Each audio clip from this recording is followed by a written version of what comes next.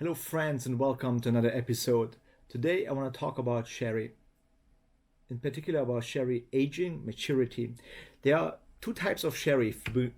Sherry is hugely diverse. I love sherry. I'm a big fan of sherry wines, and there's been a lot of change recently as well in the sherry industry. And that those 9,000 hectares down in Andalusia and Jerez, the area, one of the very first demarcated areas, actually in Spain, in particular, sherry and well-known white wine fortified, and this will obviously change a little bit in the near future, but this is a different topic for another day.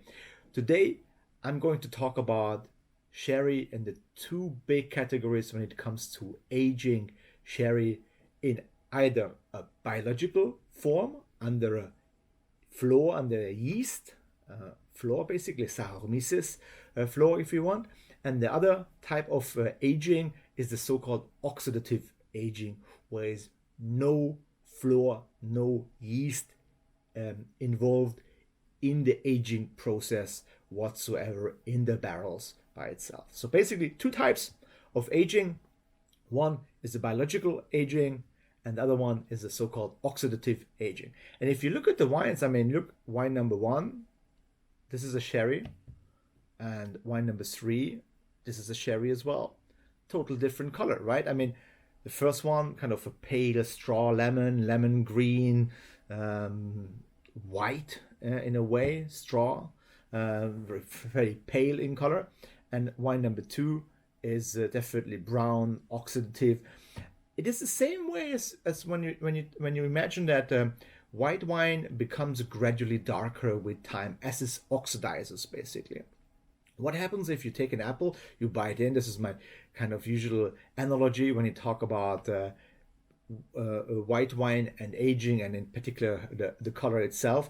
So you bite an apple in, and you leave it outside, and it becomes gradually darker and darker with the time. So this is what happens with white wine in general, and especially when you age white wines for a very long time in barrel, for a long period of time in barrel, and obviously the oxygen, especially when it's American barrel, which is which is more porous. The pores let in much more oxygen, kind of 600-liter barrels, and these obviously this is what happens is that the white wine gradually becomes darker in color. It oxidizes. So this is definitely wine number three in my glass as a very good example of an oloroso, of an oxidatively aged wine. And wine number one is a fino style of sherry. In this particular case, it's actually a manzanilla, but they are technically speaking the same. They come from two different areas. In terms of aging, manzanilla comes from the coastal town of San Luca de Barrameda, which is closer to the coast and influenced more by the coolness and the winds from the ocean, from the sea, and therefore the floor has usually is a bit thicker, and this what people say that the wine tastes a little bit different. But this would be a different topic. It does actually taste different. For me, it's fino versus manzanilla tends to be. The manzanilla tends to be a bit more lighter, a bit more crisper in a way, and fino a little bit more slightly heavier in style. But again, both of them have the same floor involved. It's just the place where the aging takes place, and this is important. Is different, and this is crucial, obviously, when it comes to when you age a wine in a barrel for such a long time. But coming back to our main topic as such, again, two types of wines when it comes to aging: the fino styles on the floor, and the oloroso styles, the oxidative aging. And we're talking only about dry sherries today, and there are a couple of things in the middle and between as well. One of my favorite sherry wines, but it's really hard to get a hold of it, and people make them, but I assume from all of the dry sherries, this is what they make the least of it, and it's from the generic types. We're not talking about the super aged and very very posh, super intense. In terms of aging, VOS and VORS, the Vosh and the Wors. But from the generic styles, Paolo Cortado, which people say it has the nose of an Amontillado and the palate structure of an Oloroso. This is kind of the product description. So it resembles a little bit Amontillado and as well the Oloroso. This is the most hard to get hold of. I assume I'm a big fan of Paolo Cortado. But wine number two, so I talked about, the first one being a kind of Fino style sherry, and the last one Oloroso style. And number two in the middle in between is an Amontillado. And for those who are also watching the video, you see it basically has the same color, roughly the same color as the Oloroso. So it's oxidative. But the big difference in this kind of hybrid wines like the Amontillado is that it starts its period of aging out as a Fino sherry. So basically it's under a floor wheel, under a floor as Fino is for, let's say, 4, 5, maybe even 6 years. Depends on the winery, depends on the bodega and the style as well. But it starts out as a Fino sherry. So it does have that kind of characteristics what a Fino sherry would have. But then this kind of floor, which is necessary to protect the wine against oxidation, right? I mean, this is one of the, it gives a lot of things. I mean, it's crucial in giving a lot of goodness, a lot of things. It's crucial, but it gradually fails. And now the winemaker has to decide to fortify it higher, to get rid of the floor, to fortify it higher so that the alcohol can protect the wine through the time of aging. Because, I didn't mention this in the very beginning, but a Fino is fortified to a maximum of 15.5 alcohol by volume, ABV, 15% ABV. And then Oloroso, which again has no floor, no yeast, in the barrel is fortified up to 17% of alcohol. Because the higher alcohol, that basically gets rid of the floor yeast, right? I mean, this is what happens is that on one side, biological, you have the floor as being protective, and then oxidative, you have the higher alcohol, which kind of acts as a protective way of measuring. And this is the crucial element when it comes to aging, as well as time. So Amontillado is a kind of a dual aging, which has the characteristics of Fino, one part, and then it does have also a lot of characteristics. You could see also by the color itself a lot of the oxidative characteristics as well.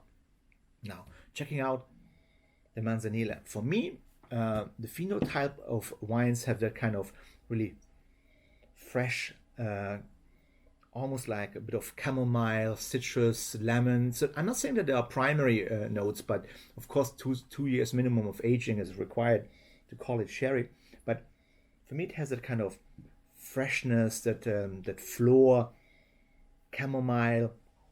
I mean, in a biological age wine, you get a lot of acetaldehyde as well. Acetaldehyde is something which is just happening to the oxidation of alcohol, and that kind of bruised appliness, that tartness, that kind of freshness, is already evident in the nose. You get that almost kind of saline note already on the nose, despite being no salt or whatsoever involved, but definitely the kind of saltiness, freshness, bitterness, that kind of really kind of green almond, green olive nose as well. So generally speaking, a Fino sherry, once you open it, Fino style sherry, once you open it, you should drink it within 1 to 2 weeks maximum. I would recommend that, because there's nothing, the alcohol is not that high. It's nothing what protects the wine anymore, right? So you should drink it ASAP, I guess. Chill it down. That's also very important. 6 to 7 Celsius degrees, so kind of cold white wine temperature. Chill it down. Put it in a fridge. That's where it belongs, definitely.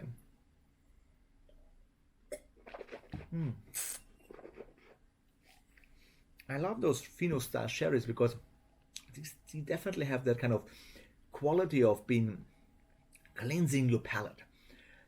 You kind of get in the notion that it has high acidity, but it doesn't, because the floor is the kind of yeast is feeding on the alcohol, on the glycerin, on even on acidity, right? So it doesn't really have any acidity, technically speaking. If you're analyzing it, it's fairly low acidity, but there's still this kind of freshness. This is the combination, that kind of bitter tart character, which happens on the palate, and that in fantastic saline, salty touch as well. And this kind of combination with the fairly high alcohol, I mean 15 ABV, right? I mean, in terms of fortification, it's low fortified, but it's still 15% alcohol. It's really incredible fresh, and it does have a bit of lightness. I mean, this is what makes this a strange breed, if you want.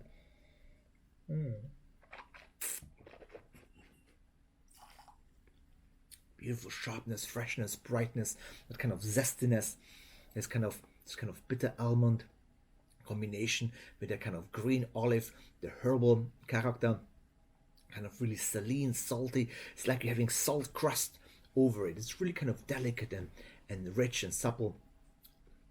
But the freshness this is what leads the wine as such. I mean, when it comes to biological aging, right? I mean, the alcohol, it's relatively, compared to an oxidative aged wine, the alcohol is fairly lower. I mean, again, Oloroso 17 ABV minimum, Fino 15 ABV alcohol. You have residual sugar in terms of Fino 0, because all the yeast is feeding on sugar, right? I mean, Saccharomyces cerevisiae means sugar loving. The yeast is going to eat everything that in the Solera system. You need to replenish it every time with kind of new fractional blending with new wines all along the way. And this is what, really the yeast is needed. Otherwise, the floor wouldn't develop in a stainless steel tank. I mean, it needs oxygen, right? It needs a kind of a steady 20 Celsius degree temperature. It needs a high humidity, at least 65% humidity. This is why, all the bodegas, all this kind of cathedral-like looking bodegas in the Sherry region are fascinating, because all of them have a purpose. The kind of green yellow wall, the floor, the windows, the kind of curtains which they have, everything has a purpose when it comes to the aging period in Jerez. So you need to have those 600 little barrels, that the humidity, the temperature, and again replenishing in the Solera, this kind of fractional blending, those things. And this is what it makes it really interesting. Again, the volatility is fairly low compared to an oxidative aging, where you obviously have oxygen and alcohol. The VA would get much higher in the oxidative aging one. The glycerol level is really low, again, because yeast is eating all the sugars. I mentioned it, kind of bruised apple character, which acetaldehyde is one of the component, is much higher in the biological aged wines compared to the oxidative type of wines, Oloroso wines. And the color is going to be pretty much the same, right? I mean, it's not a long time, talking about 2, 3, 4, 5 years, maybe in some cases a little bit longer. They also do a bit of heavier filtration usually in those wines, apart from the Enrama style. So this is kind of really that fresh saline wine, and if it warms up, it's really nice. Now, checking out the kind of hybrid version, dual aging, the Amontillado. And in the nose, you definitely get this kind of saline, kind of freshness. You can compare it, when you compare it for the Oloroso, which is just nutty, pure nutty and caramel and toffee. In the Amontillado, you get something else. You get another layer of not just kind of the nutmeg, robust, toasty, smoky spice note, but you also pick up a little bit of that savory, that kind of tangy. I cannot explain it otherwise. That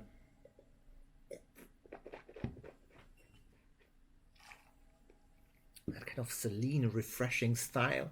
There's a certain freshness to it. There's a certain brightness to it. When you have it in your palate, you kind of feel, yeah, it's oxidative, right? I mean, the color is that You get this kind of nuttiness, that kind of smooth warming effect, that toasty, uh, dried fruit character, walnut character. But there is this kind of saltiness kicking in, that kind of saline, tangy, salty taste to a certain percent. Because in the first time of his period of his life, again, Amontillado started out as a Fino sherry in the biological process, but it failed, and that's why they fortified it higher. But one cannot deny the origin of the making, and Amontillado is very, very interesting with this kind of dual aging as such. And when you smell Oloroso, this definitely gives it a kind of dried fruit, that kind of nutty, walnutty notes, that kind of almost like Christmas prune, fig, forest floor.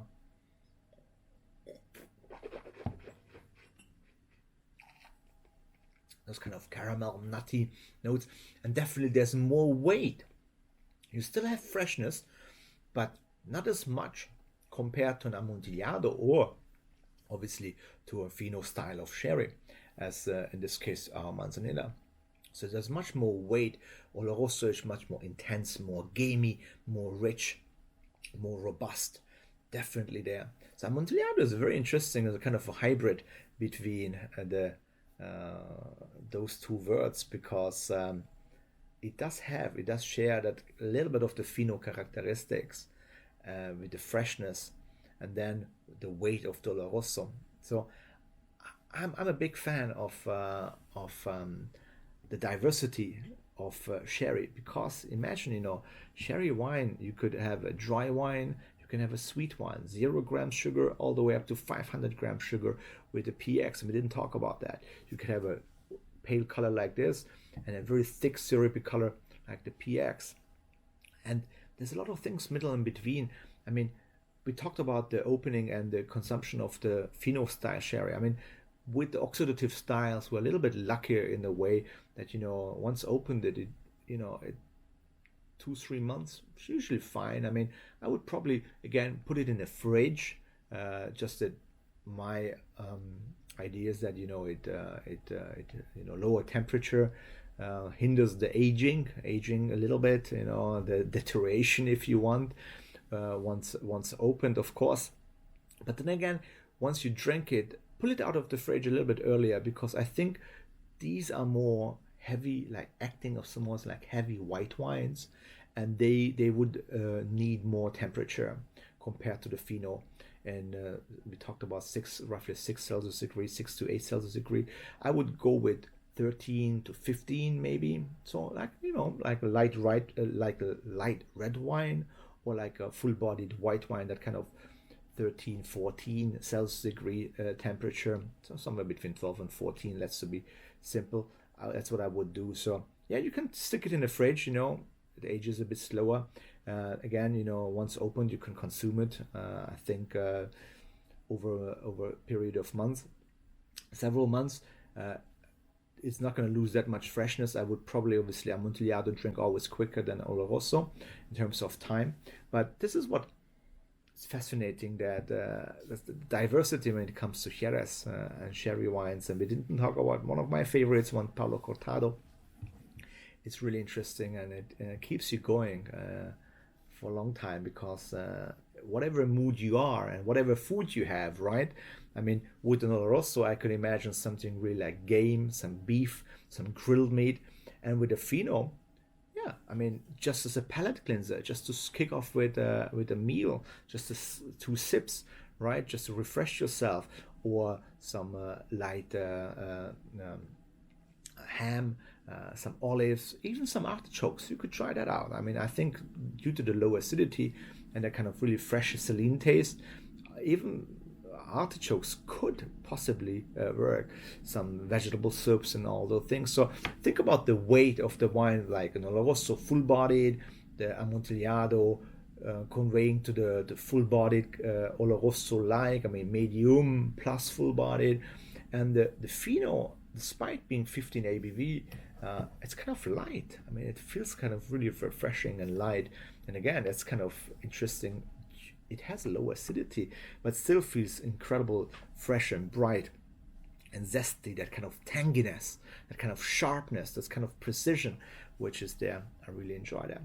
So, well, you choose whatever you like, whatever you appreciate. I think just a quick overview on the aging of dry sherry after they went into the Solera system. Basically, Fino, the so-called biological aging, 15 ABV, with on the floor, giving that kind of tangy freshness, sharpness, edgy, kind of appley chamomile, saline, tangy character.